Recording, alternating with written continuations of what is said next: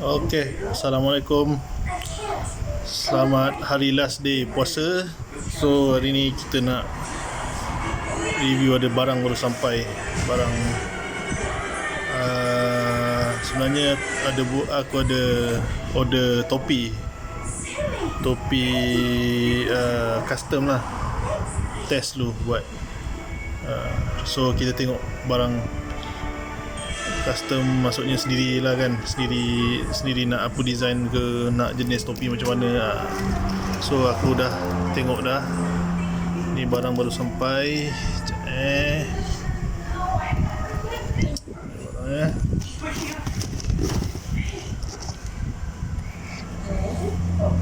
Okay, so kita tengok dalam dah.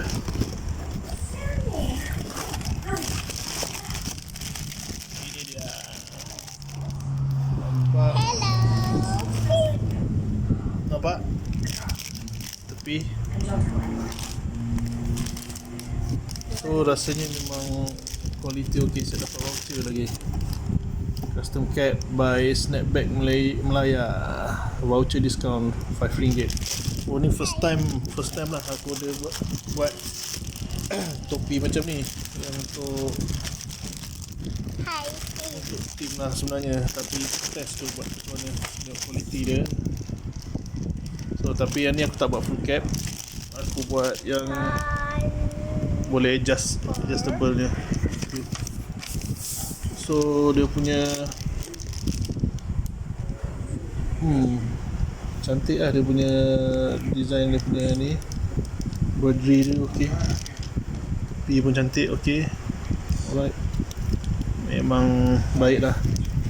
So lepas ni rasanya akan follow up balik lah, akan buat lagi kot insyaAllah kalau ada rezeki dia. So kita dah try ni, so agak puas hati juga. Lepas ni kita dah boleh try, kalau buat banyak ada dapat murah sikit lah. Ini sebab buat satu kan, so dia mahal sikit.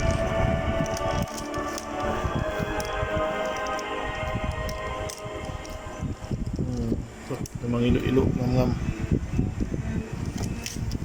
Baik, thank you very much.